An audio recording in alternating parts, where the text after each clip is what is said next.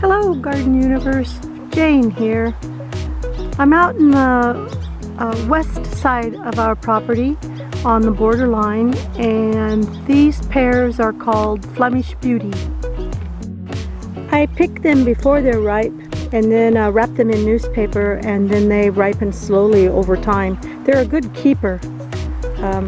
They have a pretty firm skin, but they're a really good cooking apple.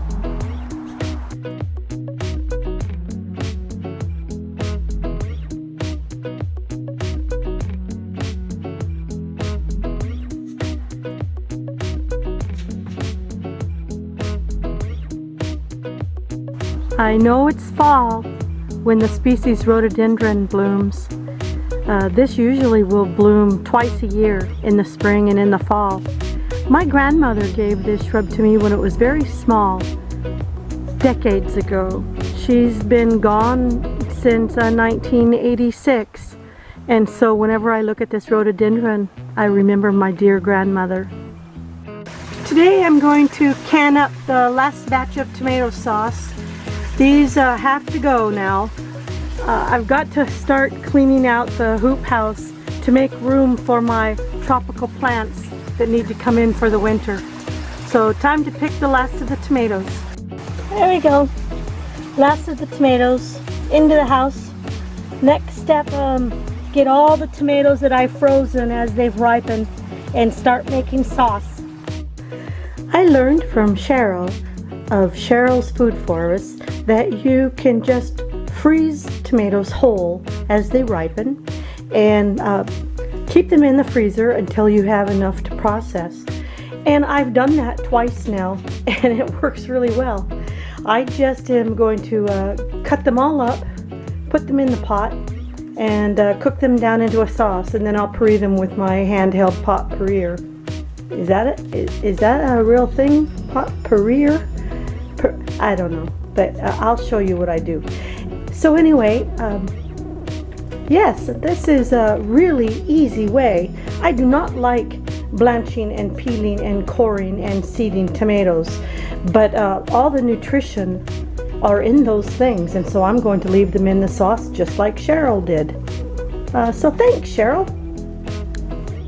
My pot looks full to overflowing, but these are frozen solid, and they will cook down, and all the little brown bits that you see, those will all start to float to the top as the sauce starts to thaw, and I mash it with a masher. And so what I do is, as these little bits and brown bits float to the top, imperfections, I'll just pick them out with a fork or a spoon and just continue to cook down. So it looks like the pot is overflowing, but it's not. These are almost all water, as anyone that's made tomato sauce knows. I have to cook it for quite a while to get it a good sauce consistency. So this is the beginning stage.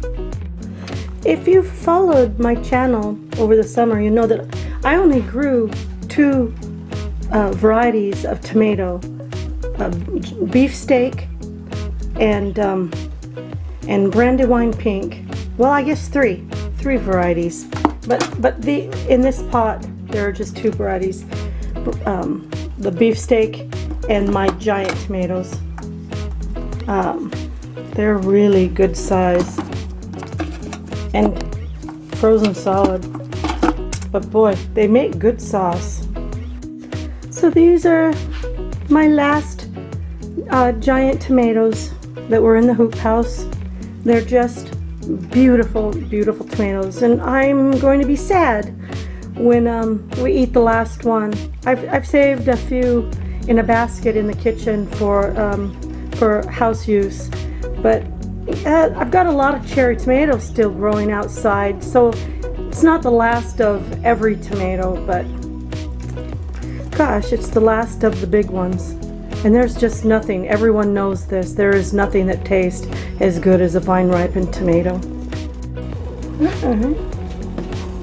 Now we keep it on the stove to simmer for a few hours and let this cook down, because there's still quite a lot of pulp quite a lot of tomato left to cook. And then I'll buzz it again with my fancy schmancy soup maker.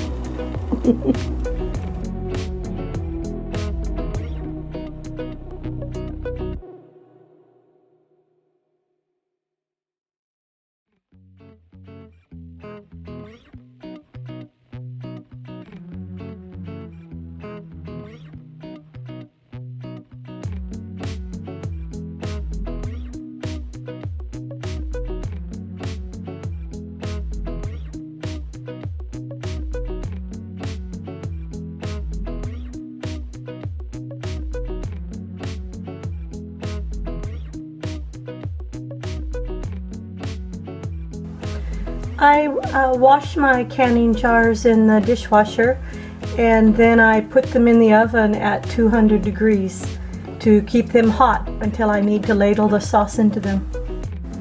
I finished up with 1, 2, 3, 4, 5, 6, 7, 8, 9 pints and 3/4. I'm going to have that for soup tonight. So there. All total this season, 18 pints of tomato sauce, and that's not bad for just 5 tomato vines in the hoop house, you know, considering they weren't heavy bearing, but they sure did make big tomatoes.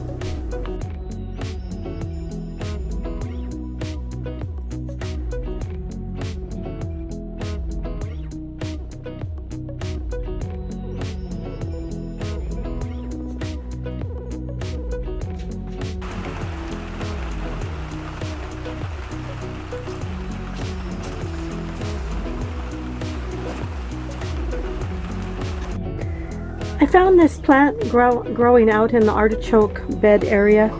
I had started a green tomatilla fresh that I bought from the grocery store.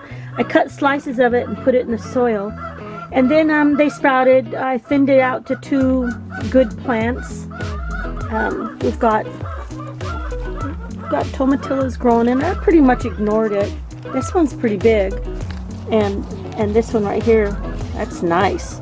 That one's about ready to harvest. So I ignored them. They're growing out there. I turned the overhead sprinklers on out there in that area, but I pretty much ignored it until just the other day I walked past them and I thought, well, why are there peppers growing in my garden? I didn't plant pepper seeds. I have peppers growing out here, but or in the hoop house anyway. And I bought plants from the nursery, and I bought plants from the farmer's market, but I did not sow any seeds. So this got me thinking of they're coming up in the same pot as the tomatilla. I had been gifted a whole lot of seeds that I've talked about a number of times from Mark Clements in Michigan. And one of the seeds that he sent me, there were just 2, called Joe's pepper. They didn't germinate. And so I dumped all the pots of soil that didn't germinate into a big bucket. And I never waste anything, as you often hear me say. So all I can think of is Joe's pepper seeds germinated in the soil and growing alongside the tomatilla. And so there I have peppers. And I'll bet they're really hot. So that's very curious. So I'm really happy. I love it when plants just happen all by themselves and you don't do anything, and it's just a real treat when they grow. This one's kind of a funny shape, but there's quite a few peppers on this plant. So I brought the whole pot out from the artichoke bed and I brought it into my Jane's World, my grow space in the barn, and I'll just let it grow out here until those peppers ripen. Hi everyone. There's been a break in the rain, so I thought I'd come out here and check on my seedlings and see how everything's doing. We've had so much rain all week. It's really good for the garden. It's really good for the island. We've had a burn ban on Whidbey Island all summer long. So my husband's really happy. he gets to burn a little bit of the dry brush that's been piling up for quite a while now.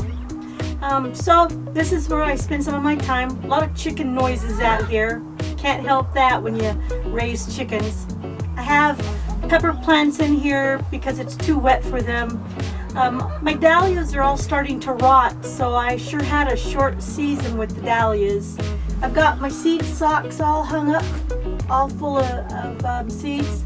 I did order a new pack of socks for the husband, so yeah, he didn't know he was missing as many as he was. So he just thinks he got a packet of socks for a special present. Yeah, if he ever comes out here, he's gonna find out where all his socks went. So I've got all my seeds going really strong.